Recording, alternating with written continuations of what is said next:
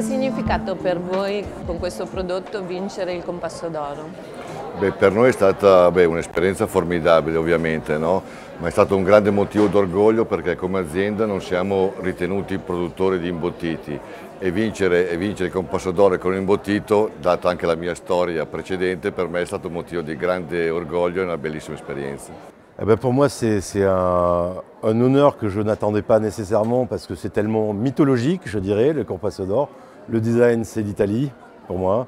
Et cette reconnaissance est la plus belle des reconnaissances. Donc je ne peux être que ravi. Et puis ravi parce que ça ne peut être que le fruit d'un partage de vision avec une entreprise, avec des individus dans une entreprise. Il n'y a pas de belle histoire sans partage. Et donc c'est une vraie satisfaction de reconnaître ça. Je ne pensais pas, mais maintenant qu'on l'a, je pense qu'avec les améliorations du produit tel qu'il a été pensé, c'est-à-dire la synthèse la plus radicale de qu'est-ce que le confort aujourd'hui dans nos modes de comportement d'aujourd'hui, le confort, l'image du confort, c'est juste un oreiller, c'est pas un coussin, c'est un oreiller qui flotte en l'air avec élégance et grâce parce que l'Italie c'est ça. Et donc ça me paraît assez naturel que ce produit n'a plus rien à enlever, c'est 4 coussins et juste des pieds graciles. Donc je suis ravi a posteriori, mais je ne pensais pas qu'on avait même fait la demande. Donc, E per te Umberto, pensavi di vincere? Vabbè, vincere no, è una parola troppo grossa, però diciamo che è un prodotto in cui ci credevamo, un prodotto disegnato molto bene, che aveva delle caratteristiche anche innovative sia tecniche che formali, e avevamo non la presunzione di vincere, però almeno un prodotto molto importante per noi e quindi degno di menzione. Vincere il Compasso d'Oro significa entrare nella collezione storica, nella storia del design, insieme a tanti altri prodotti che tu ben conosci ovviamente. Siete consapevoli di avere anche la responsabilità di rappresentare il design italiano con questo?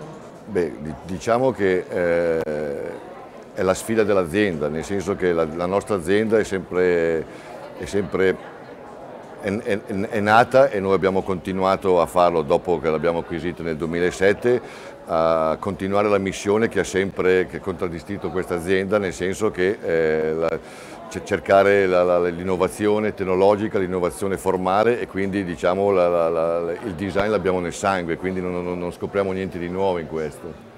E quindi la nostra missione è quella, è sempre stata quella e rimarrà sempre quella, anche dovuta anche alle persone che compongono anche le due famiglie Cassini e Fratus che fanno parte di MDF. Quale scegliete tra ricerca, sfida, vendite e successo?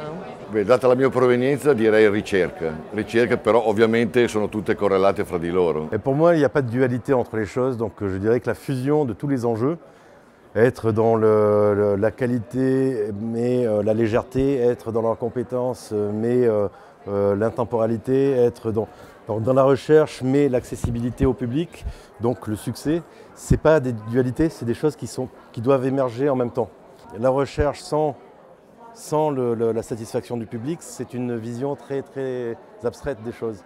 Et pour moi, tout va ensemble.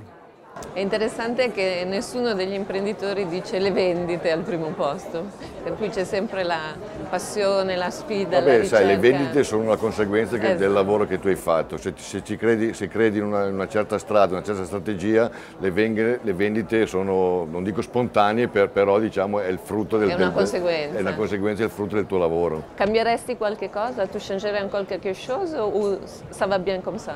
Il est exactement à l'image de ce que je souhaitais, c'est-à-dire la légèreté, l'enjeu de la légèreté parce que c'est écologique, parce que c'est l'enjeu de l'époque, d'économie de moyens, l'enjeu du confort, c'est-à-dire juste une plume ou un pilot, un oreiller. Beh, come tutti i prodotti diciamo non si fermano al prodotto in senso lato, nel senso che tutti i progetti, e compreso anche lo Ieni in questo caso, nella strategia dell'azienda e con Jean-Marie ne abbiamo già parlato, c'è lo sviluppo della famiglia Yale e quindi andremo a lavorare nel prossimo futuro anche su questo. Quindi si amplierà la gamma, sicuramente, si integrerà con stiamo parlando di esterno perché ha le caratteristiche anche per stare all'esterno e potrebbe esserci delle evoluzioni anche interessanti.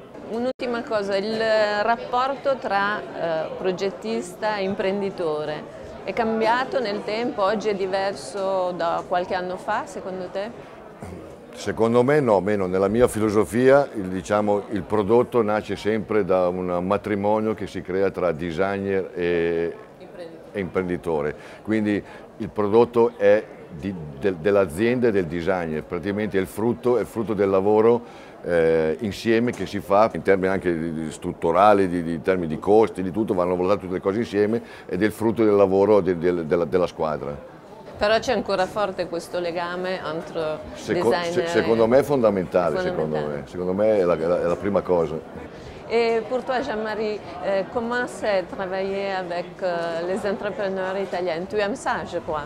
J'aime ça parce que je ne peux pas déconnecter la compétence de la passion.